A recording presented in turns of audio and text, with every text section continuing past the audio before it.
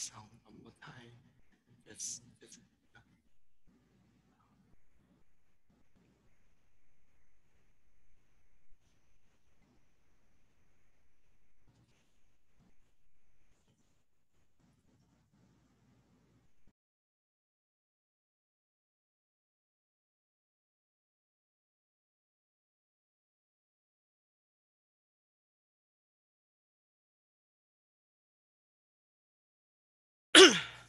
Excuse me.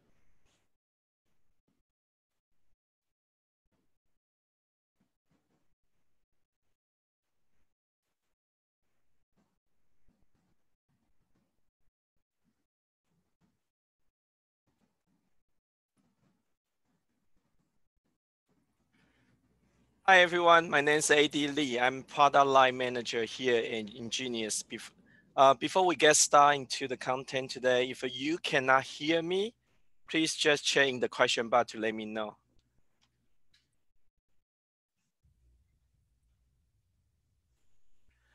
Okay, so welcome to today's webinar, and we're going to be focusing on the importance of WLAN coverage and the sound general guideline for gaining more capacity is an essential element of the wireless LAN design implementation.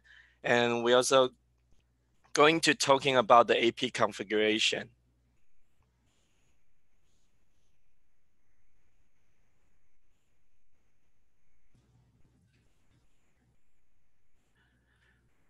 So we're going to be looking at IF basics. So this foundation concept are absolutely essential to implementing an effective wireless LAN. If we don't know the IF works, we cannot make IF work the way we want it. So it's very important to understand this foundation. So the first thing to realize is that the frequency really just how often are the wave cycle per second, and how many wave per second are we create. So the frequency are the specific location within the RF spectrum that we actually use to transmit our data or pass signal on. The wave of the cause are the actual median that we manipulate in order to the modulate data and therefore the transmit the data. So and by the way, the radio also do the transmission, as you may already know that. Two primary frequency band that we use for L2.11 wireless network, as you know, is 2.4 and 5 gigahertz frequency.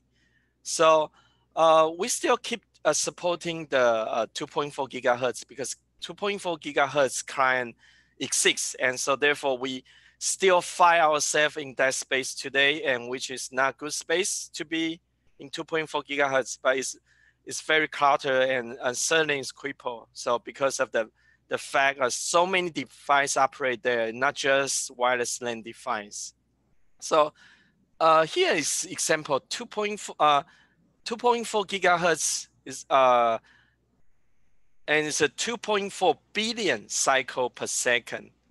And I'll give you another example, 900 megahertz would be 900 million cycle. So the higher frequency wave have a shortened wavelengths, and the lower frequency wave have longer wavelengths.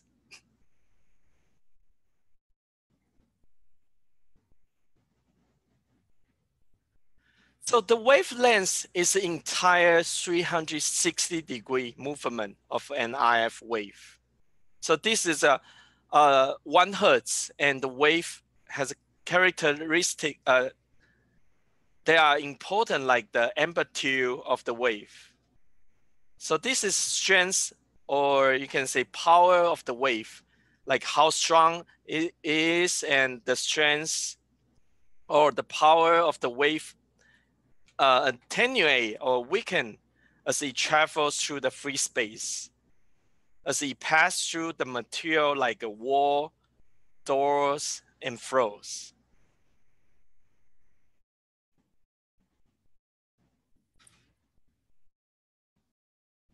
A radio are transmitter and receiver of RF signal. So radio chain is the element in the path from the radio to the antenna. So antenna, talk about a little bit antenna here. So antenna is not actually the transmitter. The antenna is the radiator of the antenna. Simply just allow the electromagnetic wave to go out and into the free space and propagate. So, but it's not actually transmitter, and the transmitter is entire radio chain, including radio connection of all, other together. So many devices have multiple radio chain. So you can see like 2x2 and 2 spatial string. And also you can see the 3x3 and 3 spatial string. We're gonna talk about a little bit more later.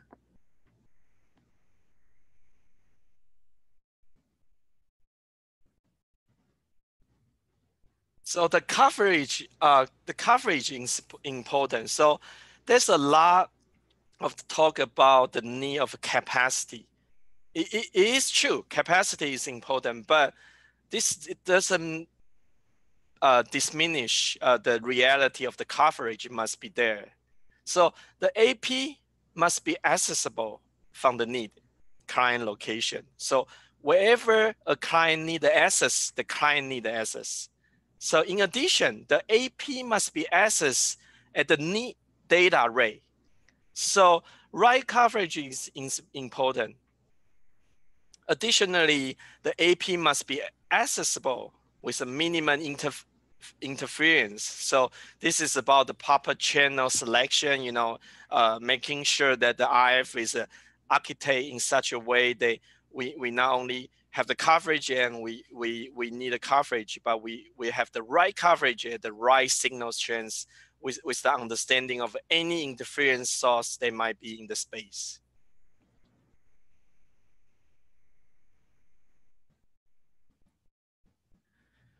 So coverage is important, and it's actually pretty technical. So to understand coverage issue, you have to understand RF behavior, propagation pattern, like for example, like reflection,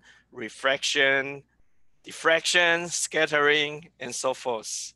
So additionally, the terminology relate to the power measurement, including SNR. So this is a signal to noise ratio. Again, SNR is a signal to noise ratio. It's a comparison of the signal strength to the noise in the environment. So there's the RSSI, is a receive signal strength indicator. And also the dBn decibel compared to the milliwatt. So this kind of thing we're gonna talk about a little bit more on the later.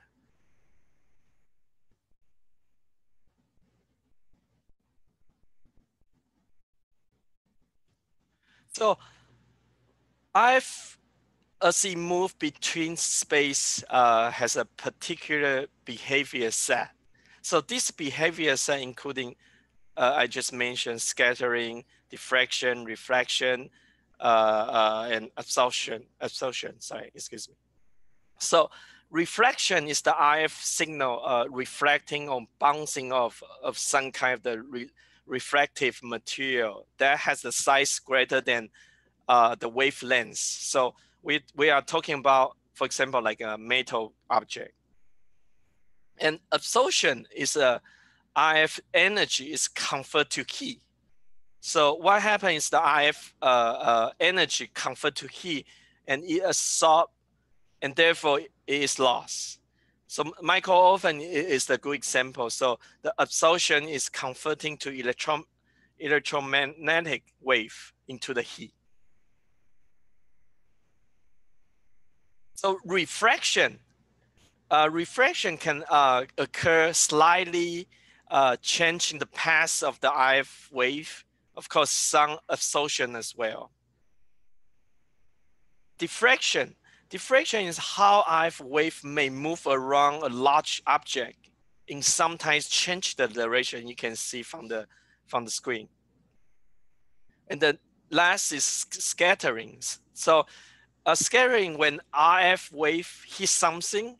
So a little different than refraction that is smaller than the wave and break it up and send it to multiple direction.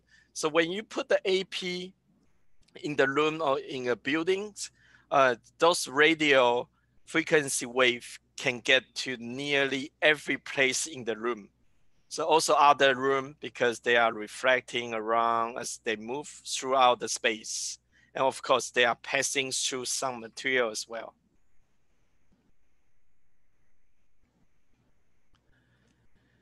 So IF measurement, we need to know how we look at the IF signal measure, make sure, you know, and understand how strong it is. So we can measure IF signal is in the absolute or relative unit. We talk about absolute first. So milliwatt. Milliwatt is NW, so milliwatt is a common measurement in milliwatt. It's 1,000 of the watt. So if we say 1,000 milliwatt signal, then that means we have 1 watt signal. So usually we're looking at the milliwatt in the wireless LAN at a range somewhere between 5, and 50 million watt of output power. So these are the actual power level in milliwatt. So we don't use very high output power level in indoor environment, but we do use very low output power level and at least very low receive power level. So dB, that's a relative measurement. A decibel itself is a relative measurement. So dBn is decibel to milliwatt. So dBn, I just mentioned dBn is an absolute measurement because it is a decibel relative to the milliwatt. So for example, 0 dBn equal to 1 milliwatt. So you can see this dBn value in tools. When you look at an IF signal strength, it will tell you the power level in dBn in many cases. The reason is doing that to kind of avoid the having to put, some field like a .000, so nobody know and nobody understand anyway. So it make it more human friendly, so you can understand when you're dealing the power level.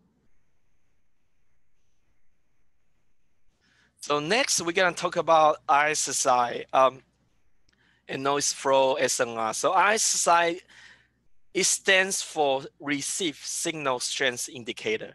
So the signal strength of the RF noise in the frequency space you are using with that environment, usually we're looking at somewhere between negative 93 to 103 or 104. So dBn, that will be your noise level between, like I said, negative 93 to 103. So the difference between the received signal strength and the noise level is what we call SNR. So we represent it in decibel dB. So I'll give you an example. If the noise level is negative 95 dBn and signal strength is negative 70, then that means your SNR is 25 dB, not dBn. 25 again, 25 dB, not dBn. So it's a 25 decibel difference between the signal and the noise level. So we want to use the right term, the dBn, for the signal strength. So dBn, the noise level for SNR, and it's just dB, not dBn. Again, I just want to kind of emphasize that.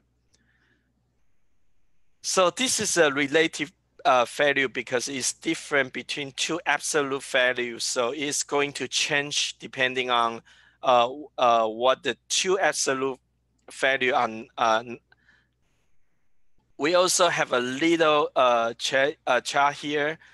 So like a 1 million, 1 million watt equal to 0 dBn, and 10 million watt equal to 10 dBn. 100 milliwatt equal to 20 dBm, and 1 watt equal to 1000 milliwatt equal to 30 dBm. So if you already know, I'll give you an example. If you already know 20 dBm is 100 milliwatt, then you have to do is add 3 dB, again, 3 dB. That's going to double. So you, like if 20 dBm plus 3 dB, it will be 200 watts. 200 milliwatt, I'm sorry, excuse me. So if you add 3 dB of power, you actually double the power. If you subtract the 3 dB power, you have the power. So there's a 3 rule. I'll give you an example. If you have 50 milliwatt, you add 3 dBm. Sorry, if you add 3 dB gain, so I now have a 100 milliwatt because, again, it's double the power. But if I subtract 3 dB, I have 25 dBm. So that's a 3 rule. But we also have, here is also the 10 rule. If we add 10 dB of power signal strength, it's actually 10 times stronger. If you subtract 10 dB, the signal strength is 110 or 10%. So let's go back to the 50 example. So 50 milliwatt, if you plus 10 dB, which is 10 times, which is 500 milliwatt. If a 50 milliwatt, you minus 10 dB, which is 10%, which is 5 milliwatt. So just give you example so you have better understanding how to calculate the dBm and milliwatt. So you have to remember RSSI number closer to 0 is stronger. You have to memorize that.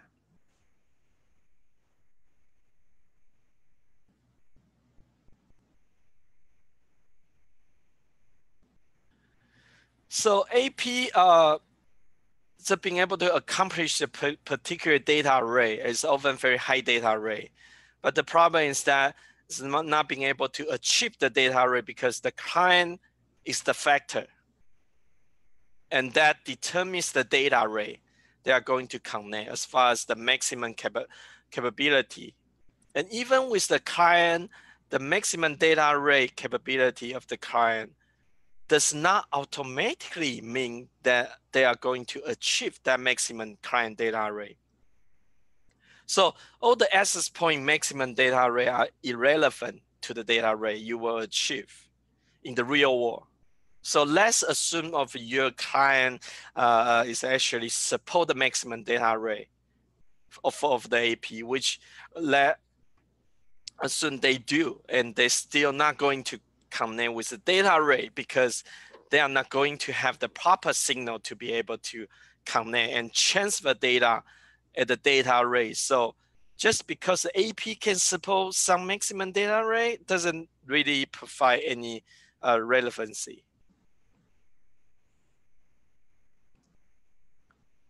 So as soon as you, give you an example, as soon as you get the 11 AC client for 25 feet from the 11 AC, the certainly out of the room from the AP, you kind of already dropping below the maximum data rate. So the reality is that the maximum data rate is simply not achieved by any significant percentage of your client in many wireless LAN. Additionally, most clients will not support the AP maximum data rate in most wireless LAN. So where the AP, you guys may already know, like AP 3x3, 11 AC, or even 4x4, the reality is the most of your client, like a mobile phone, tablet, your laptop is 2x2 or even 1x1 single string client. So they have fewer radio chain or spatial string. In addition to that, they will have like a insufficient, we just talked about the SNR, right? The insufficient SNR signal to noise ratio to achieve the highest data rate. They and they do support. So if they are like a 30, 40, 50 feet from the AP, if they are on the other side of the wall of the AP, they are going to be in the situation where the signal has to degrade enough. They are not going to dropping down with the data rate, shifting to the some lower data rate. So the important thing, first of all, is to know the maximum data rate in the AP market. As in, it's not anywhere else close to average data rate you're going to see in the cell. And the average data rate you will see in the cell is probably just roughly somewhere half of that. So if you get the average data rate of say like somewhere around 200 mega per second, the reality is that not your throughput is not real throughput. So the US throughput is going to be brought down to lower because they are management friend, control friend. So these are things like your beacon fray and going out from the AP and announce the featuring capability. The AP pop requires or pop response association, authentication friend, reassociate friend, RTS, CTS friend, acknowledgement friend. These are all the friends they are used to their management access to the wireless network or control the communication on the wireless network. So there are extra friends they are sent out. So they are going to use up some of that the time they are available, which will no longer be available for actually user applications throughput. Yeah, I hope you understand that. So channel, so we have different channel depending on whether we are in 2.4 gigahertz or 5 gigahertz. We are about to see why 5 gigahertz is so much better for implementing wireless LAN 2.4 gigahertz. So you have total 14 channel. However, these 14 channel are spaced only 5 megahertz apart. You can see from the table, right? On their center frequency. So you will notice in the screen the channel 1 center on the 2412 megahertz and channel 2 center like 2417 megahertz. So notice they are only 5 megahertz apart. So the original L2.11 used 20 megahertz channel. So the point is that because the channel are 20 and to 22 megahertz wide, when we actually transmit, they are centered on the center frequency. So this number channel are only 5 megahertz apart. That tell you the channel 1, the actual signal itself is going to span the channel 1, 2, and 3, sometimes even the sideband. So the extra energy that is just radiated as we generate signal is going to go even up to 4 and possibly 5 depending on the output power.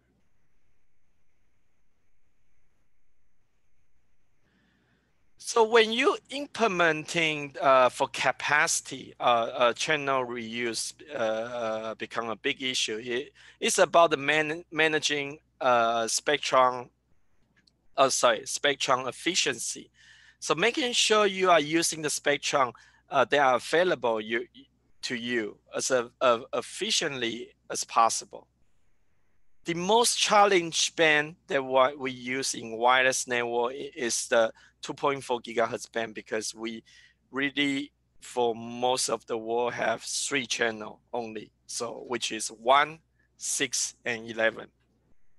So you have to manage that in relation to your overall capacity you are going to achieve by implementing such a channel plan. So we have 3 channel, 1, 6, 11. It become a very challenge because you really need a minimum of 4 channel to truly do your channel reuse plan such that you have less co-channel interference. Therefore, in 2.4 gigahertz, you are going to end up with co-channel interference. And for those that might not to know, immediately what co-channel interference. Well, I'm going to talk about a little bit co-channel interference. So co-channel interference is or something is called co-channel contention.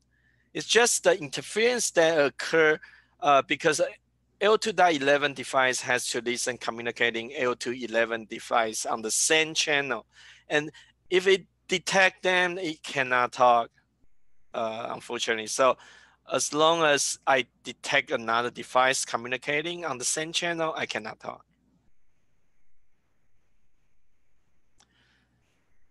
So channel 5 gigahertz, I generally recommend 20 and 40 megahertz channel for the 5 gigahertz. I don't really recommend to using 80 megahertz channel, even they are available for the 11AC. So 40 megahertz channel for the standard data networks, they are medium to low density. Again, medium to low density. When you get into the high density, certainly very high density, we want to stick with 20 megahertz channel. Again, high density, we want to stick as a 20 megahertz channel. And you can see from the diagram, there's a we so-called DFS. DFS stands for dynamic frequency selection. What that means is the channel may have to monitor for the radar. If they detect the radar activity, they have to move off the channel. So DFS channel, if they can be used and should be used, but you have to make sure you understand your environment. So you also have to understand your clients. If the majority of your clients do not support DFS channel, then don't use it. And that's not, yeah, but DFS, there's a lot of reason you can take advantage of the DFS channel.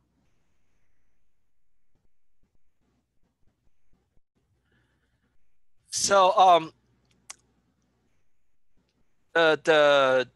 in order to enhancing the capacities drive client to the 5 gigahertz, you guys may already know that. So so do everything you can to move as many as client as possible to 5 gigahertz AP. So with more channel in 5 gigahertz is give everybody a lot of greater capacity. So there are several things we can do.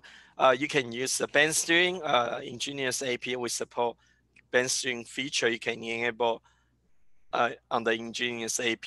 So what band steering mean? So band steering is a AP ignore initial 2.4 gigahertz prop request and only respond to 5 gigahertz prop request from the same client in order to try to move the client over to the 5 gigahertz. So you have to monitor some like for the oven clients, we so-called sticky clients. There are some situation you can get into with the band steering where the client do not steer well.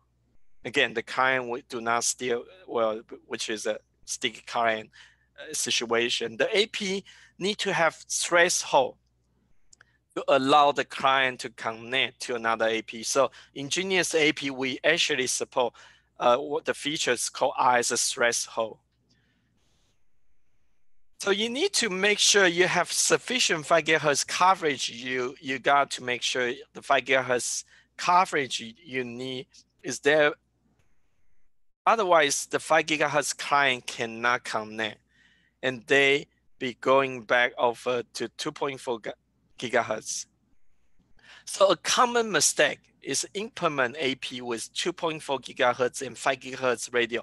But if you enabling all the 2.4 gigahertz and creating seamless, again, if you creating similar cell size with 5 gigahertz as 2.4 gigahertz with a power management operation.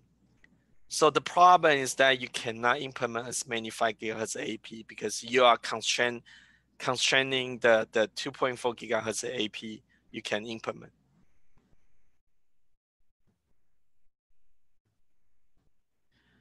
So we're going to talk about a little bit RF interference. So real RF interference occur when external modulate and unmodulate influence affect the ability of an RF receiver to interpret the data signal that is important. Because the higher data rate use more complex waveform, and because they are more complex, it's more susceptible to error. I give you example for 64 quant here. You can see from the screen. There's a quadrant amplitude modulation. Now there's not even the highest data rate today modulation. Now we have 256 quant in AC, and even we have for the next generation 1024 quant for the 11x. So if we are going to go higher in the future, so the point is that the higher modulation data rate is more complex waveform, and the result is we need a very good signal then to be able to process that waveform. That's why RF interference can become a key factor in getting a good data rate. So low signal strength and external RF interference source are problematic. So now it is important to know RF interference happen in the receiver. It doesn't happen in the transmitter or in between transmitter and receiver.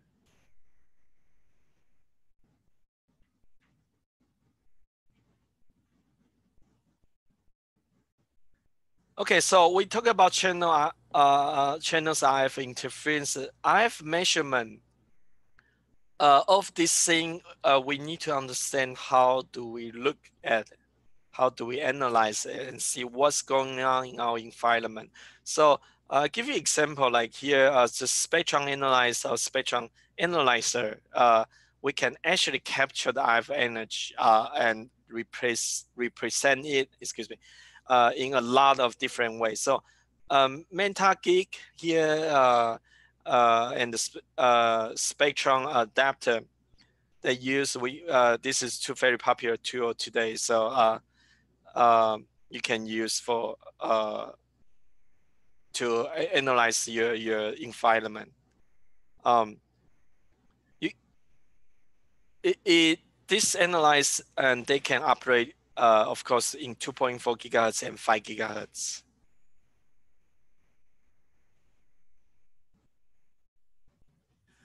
So receive sensitivity. I want to talk about a little bit about the receive sensitivity here. So there are certain level of signal strength required by the receiver. This is receiver sensitivity to achieve particular data rate. So for example, 2.4 gigahertz, we can get, you can see 54 megabits per second data rate. And the negative 75 dBn signal. But we can only get 11 megabits per second if we have negative 86. You can see from the screen. So notice 20 megahertz wide L2.11 N channel, we need a negative 69 for NCS 15. But if we want to get NCS 15 and the 40 megahertz channel, we need at least negative 6 dBn. So the signal that is kind of twice as strong. So to accomplish the same highest possible data rate in the bandwidth, we have to have twice the signal strength for 40 megahertz over 20 megahertz. So you can see the receive sensitivity is important factor in coverage. So this receive sensitivity level are going to determine the factor related to your coverage. If you want to particular data rate, you got to meet this receive sensitivity level.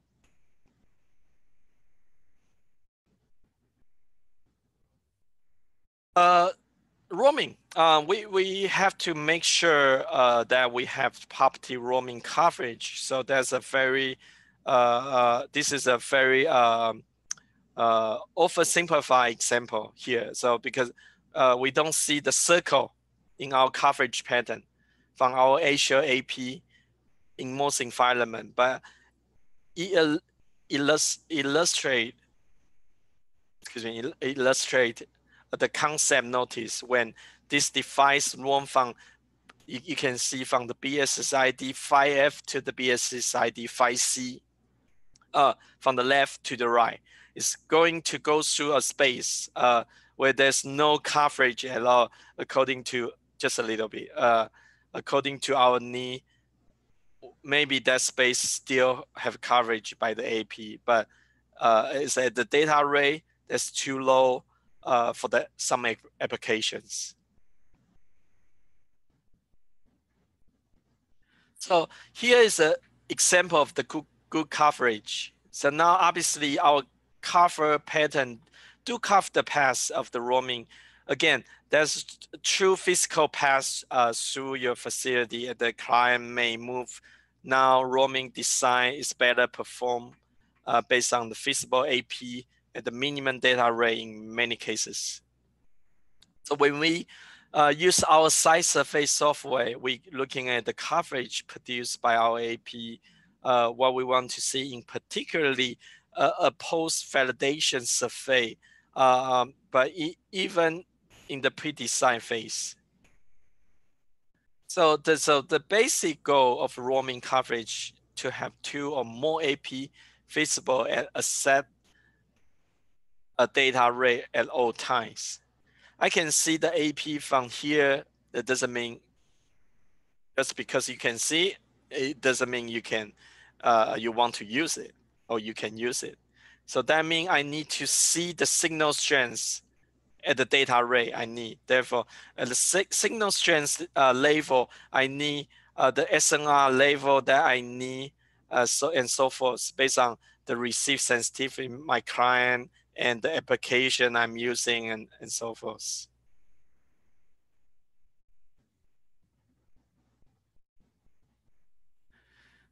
So capacity, coverage then is the foundation of the capacity. So capacity we can say is a measurement of the load that can be handled by wireless LAN, such as the total number of the client, the throughput available per client. This kind of thing we're thinking about this capacity, and we really have to understand the coverage must exceed for the capacity. If a customer not exceeds for the capacity, you cannot do anything. So we can possibly meet the capacity demand if we cannot meet the capacity demand if there's no signal. Just put that way.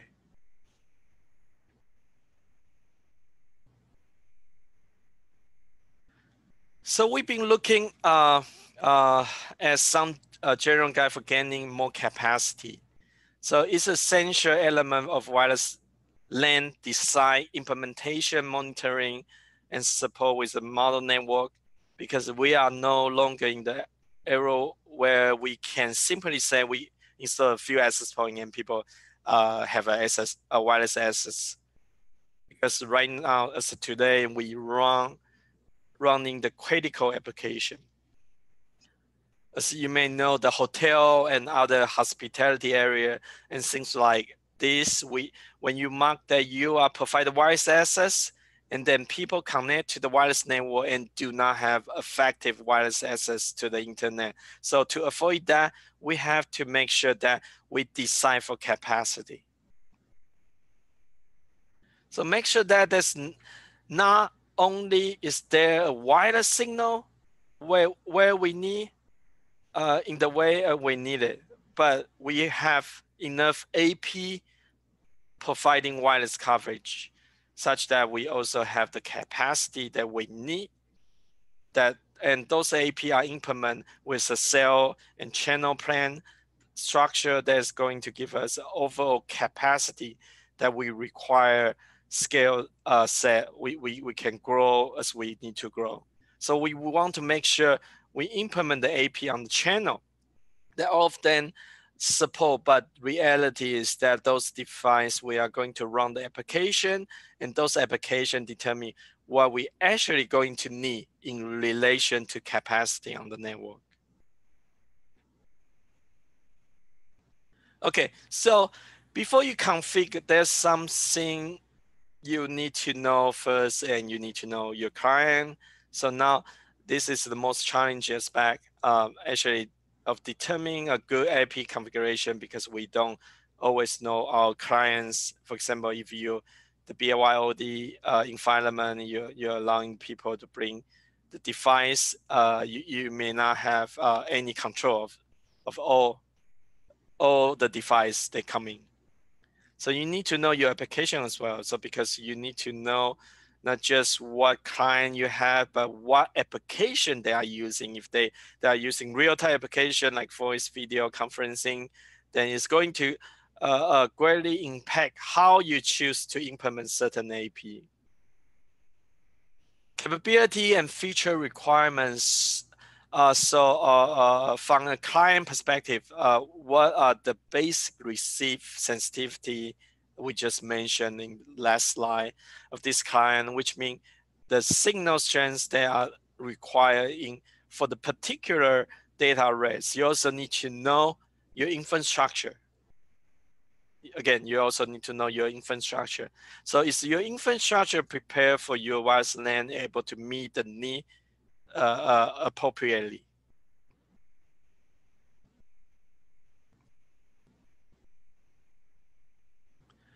Okay, so there's some bullet point I list here, just give you an idea. So first of all, use only 20 or 40 megahertz channel and 5 gigahertz. Again, there's a temptation to use 80 megahertz channel, but you can do that with L211 AC. But if you're not only going to have 2 or 3 APs, you can probably even get by with it. But the environment where you have more AP, sticking with 40 megahertz channel or 20 megahertz channel is going to be the best. So the reason for this, even though there's more frequency space on the 5 gigahertz, there's still limit amount of frequency space in 5 gigahertz. When you start using 80 megahertz channel, you may only end up with 3 channel if you cannot use DFA channel. If you can use DFA channel, when it comes to 40 megahertz, you have a lot more channels with 20 megahertz. There's a whole lot more channel. At least 12 to 13 channel in 20 megahertz. So the AP you are going to deploy for the 20 or 40 megahertz channel are the best for the reason. Also keeping in mind that very few application or client actually need a throughput that provide 80 megahertz channel. The reality is that the throughput provided by 20 megahertz channel with L2.11 and the rate of 11 AC is sufficient for the majority of the client that are out there. And so 40 megahertz are not usually a requirement in most cases. If you are going to go with a few APs, you may indeed choose to go with 40 megahertz channel to give more throughput per coverage cell. But if you're going to have more APs, which is generally a better way to go, if you can budget for the 20 megahertz channel, it will give you a better overall performance across the entire wireless LAN.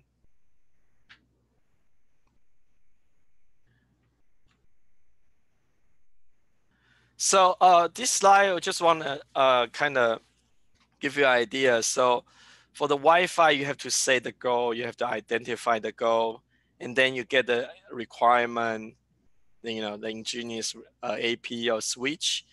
And you do need to do the capacity planning. We just talked about how important is the capacity. And next, you're going to do the RF planning. We're going to talk about RF planning a little bit more about ingenious. We offer the Wi-Fi planner.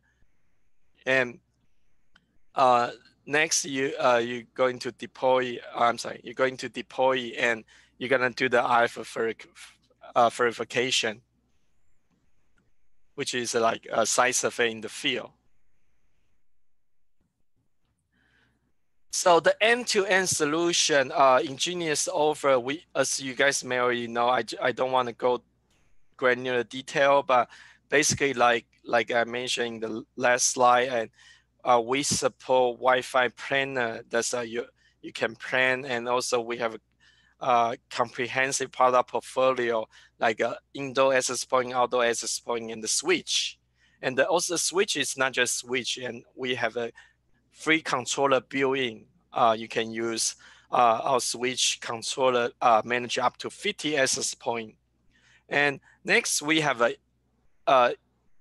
network management software. It's called EasyMaster. So EasyMaster, you can actually resound your PC or server.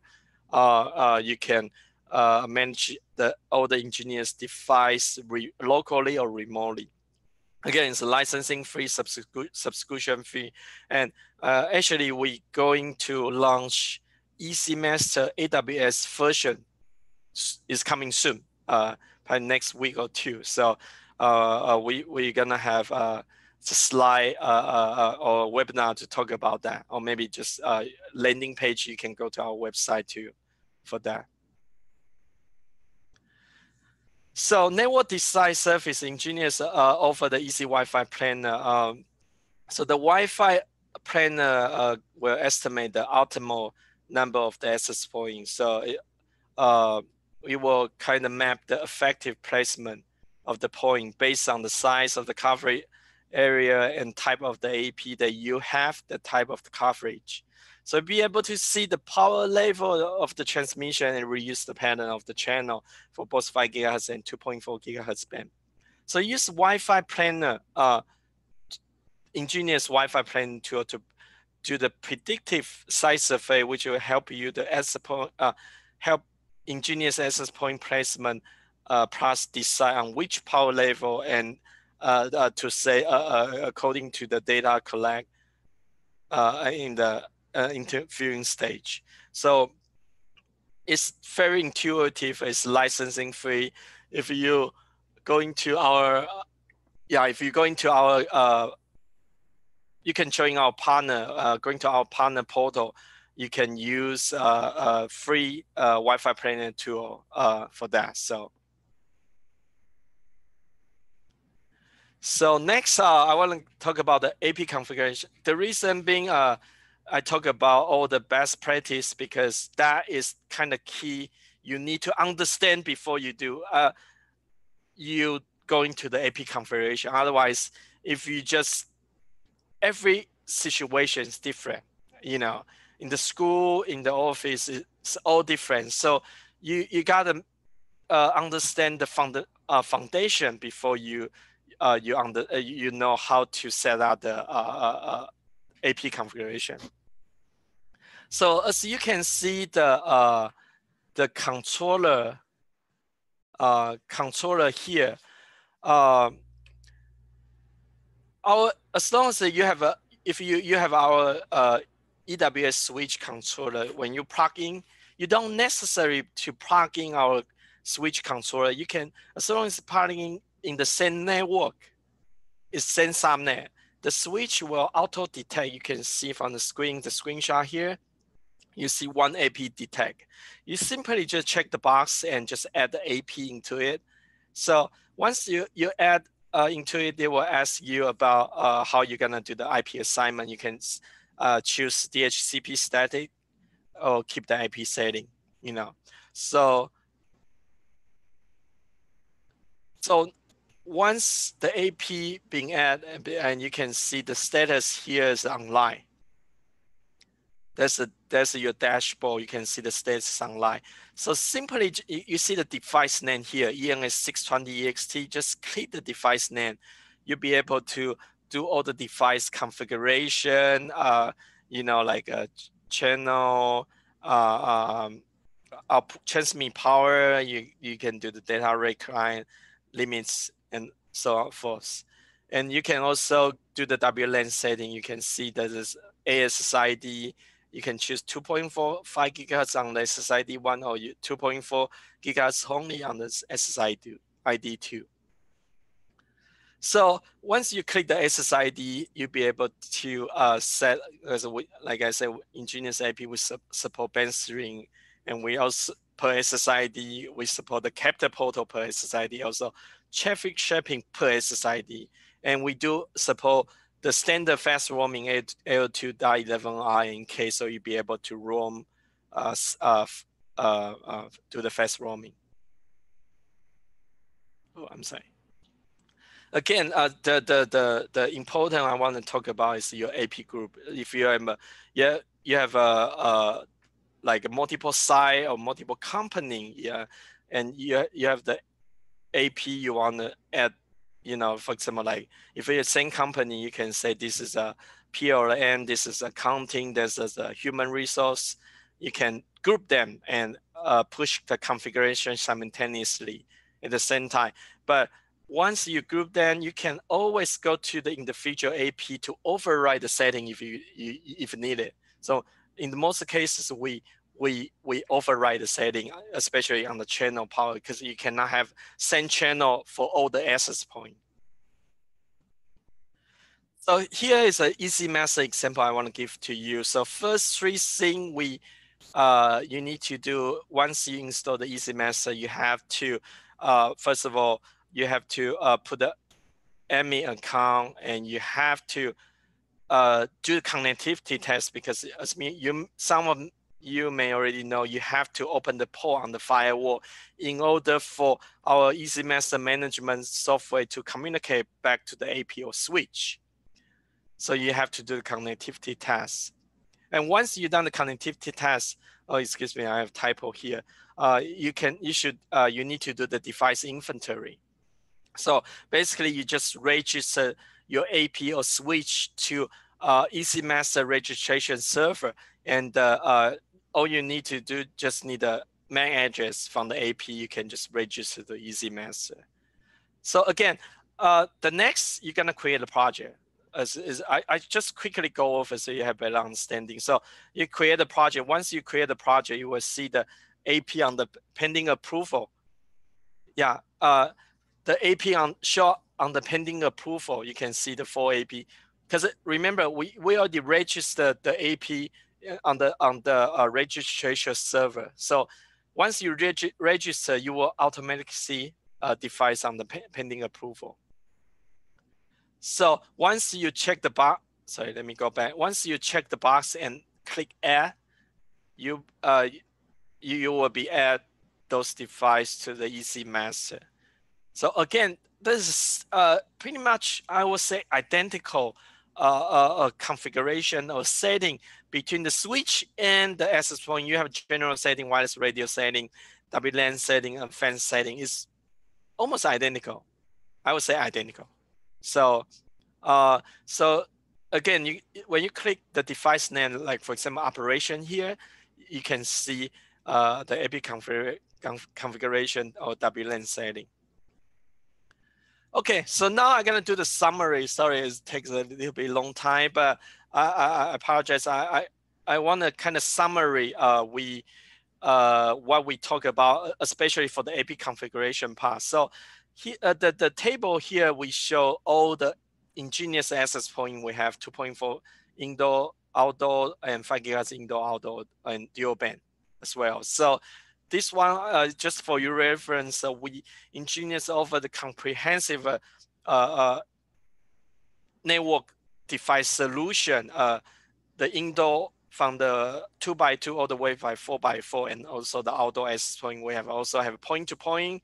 We have 11 AC, and we're going to have 11X as coming soon. It's gonna be AWS. The model number is gonna be EWS 357 AP for 2x2, and EWS 377 AP and 4x4. And those AP, the NSRP is pretty, it's nice. It's a 189 and 289. So check our website. You can find more information from there. So here's the summarized 2.4 gigahertz. Remember, I just go over the SSID and the WLAN settings. So operation mode, I want to quickly over. So once you understand the foundation for the wireless LAN, the coverage capacity, you'll be able to determine what more. So operation mode, we recommend you put the L2.11 BGN. So again, 2.4 gigahertz, 20 megahertz is for the best practice is always 20 megahertz. The channel you can use 1611. We talked about that already. And for the output power, here I put the 11 dBn for indoor and 14 dBn for outdoor for 2.4 gigahertz. But it really depends on the situation and what scenario you so that is the best practice. You can start from 11 and 14, and you can slowly increase. You again, remember we're talking about the roaming. You don't want to turn the power all the way up, and you have pretty much the co-channel interference. You don't want to do that. So you can try from 11, gradually add up like 13, 15 dBn, and see how it goes. And test the roaming capability, whether you can you have a coverage, you have a capacity support, and you will be able to roam from one to another. So client limit, you can limit the client. So usually we put the 127. So if you want to limit the AP to 10, 20, you can do that. So data rate, RTS, CTS, and aggregation, we recommend you leave the default setting. So don't change it. If you really want to change, you have to understand what that means before you do that. Okay, again, 5 gigahertz, the operation mode is L2.11n and AC. Again, the channel we talk about, if you want 20 megahertz, high AP density. If you want 40 megahertz is a low AP density environment. This is a guideline for the best practice you can kind of follow. For the channel, you have the the non-DFS channel, for 20 megahertz and 40 megahertz, 4 for 40 and 8 for 20. But again, understand your environment, so understand the DFS channel.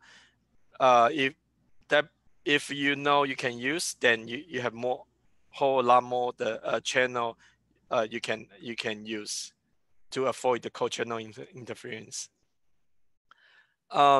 So the power for the 5 gigahertz, because 2.4 is on the first slide we talk about the wavelengths. So 2.4 gigahertz travel further, 5 gigahertz travel shorter. So that's why for the best practice, we want to set the power for the indoor 17 dBn, for the outdoor 20 dBn in this case, because you need to you cannot set the same power as 5 gigahertz the same as 2.4 gigahertz. So 17 dBn for indoor, 20 dBn for outdoor. And client limit, data rate, RTS, and aggregation is pretty much just leave the default setting.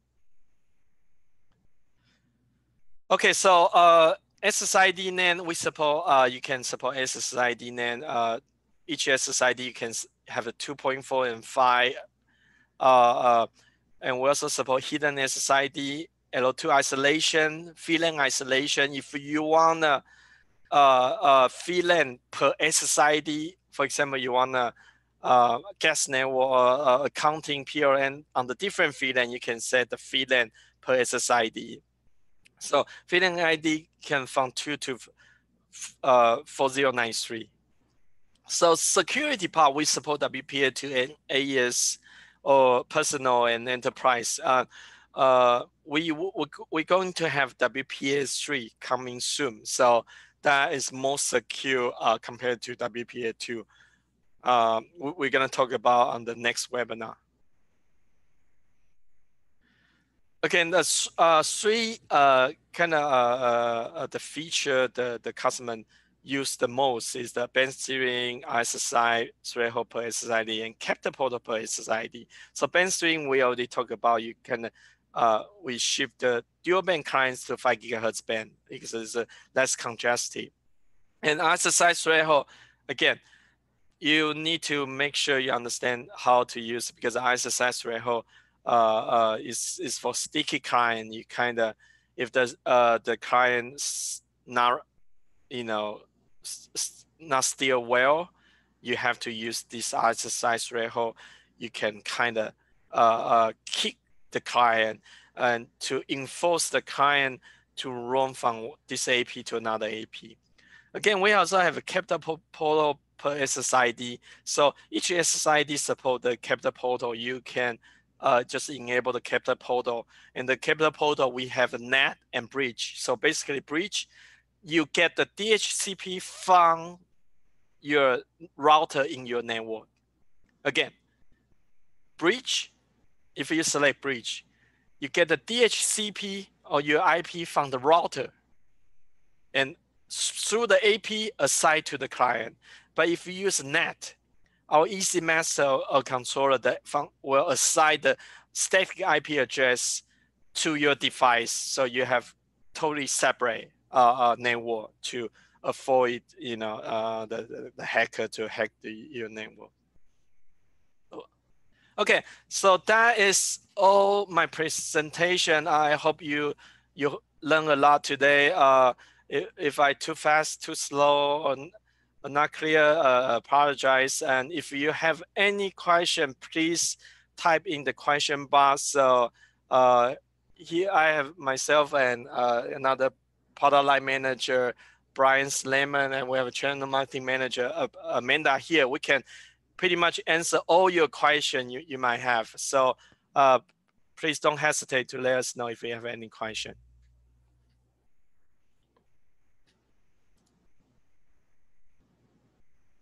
I think you say you missed the first half. Is there recording? Yes, we have. Oh, I think. Sorry. Amina is actually respond to you. I apologize.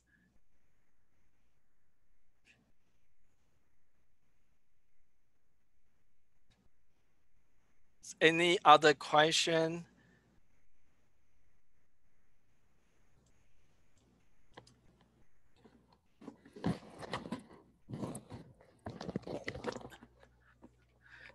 Hey everybody, this is Brian with Ingenious. There's multiple questions that are coming up. So yeah, Eddie did a great job. Everybody should be a CWNE by now. That was a great presentation, very detailed.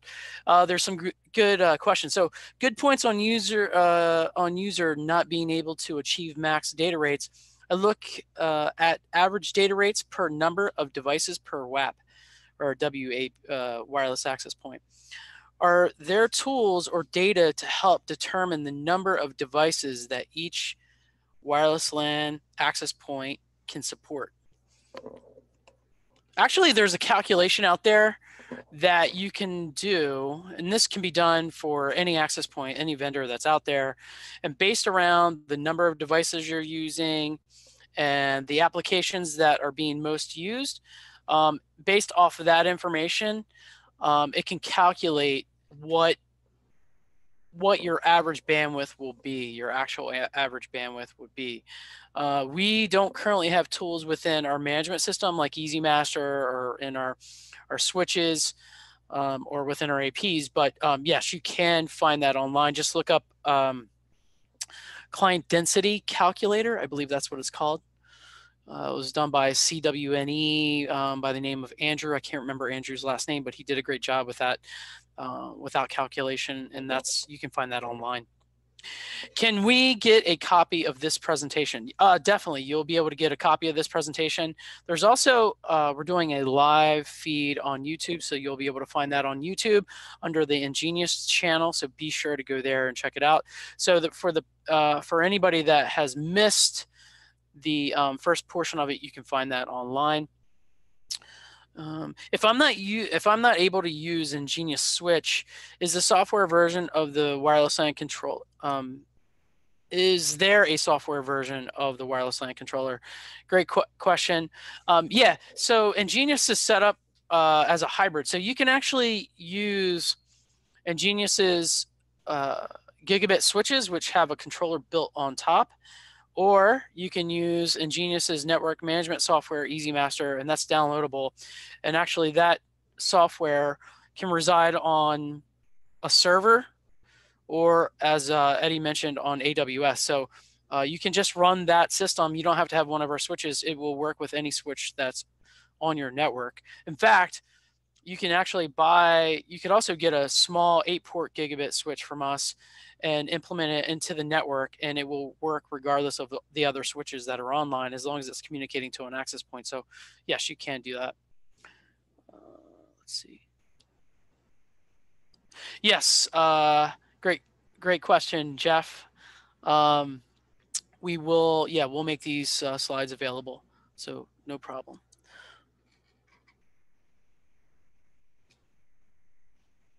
What does it take to get 1750s to actually run on 1611 as commanded? They run at 368. You want to answer that question, Eddie?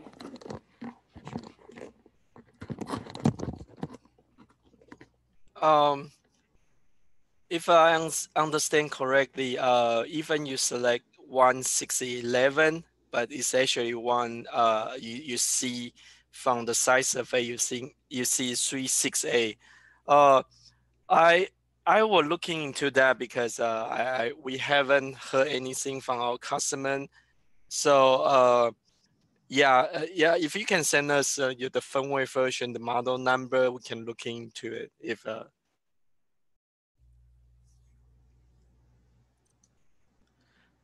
so, how do you identify a problematic AP if SSID are the same?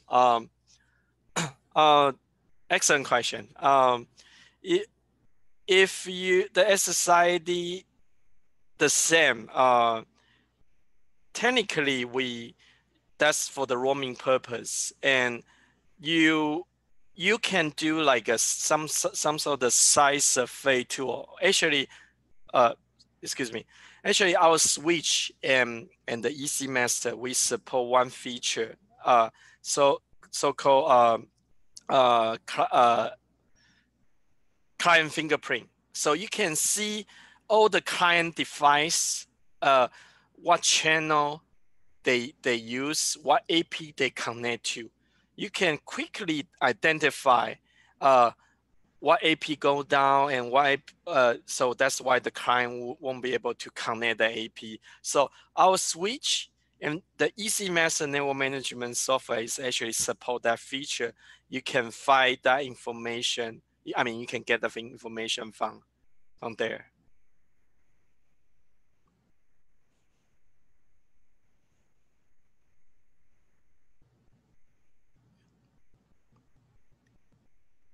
Okay, so I didn't see any question. Again, I would like to thanks for everybody to taking your time with us. I sincerely appreciate that. I hope the webinar, the presentation is really help you better understanding to the wireless LAN, and also be able to configure the AP properly. I appreciate that.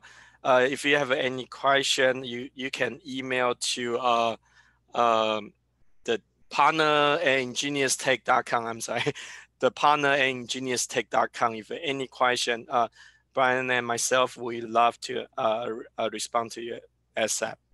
Again, thank you so much. You have a great day. Bye-bye.